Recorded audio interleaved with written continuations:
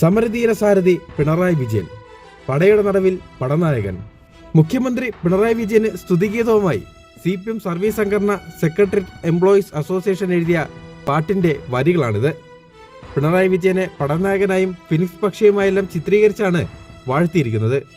നിരന്തര അധിക്ഷേപത്തിനിടെ ചെറിയ പുകഴ്ത്തലുകൾ ഉണ്ടാകുമ്പോൾ ചിലർക്ക് അസ്വസ്ഥതയുണ്ടാകുന്നത് സ്വാഭാവികമാണെന്നായിരുന്നു ഇതേക്കുറിച്ച് മുഖ്യമന്ത്രി പിണറായി വിജയന്റെ പ്രതികരണം.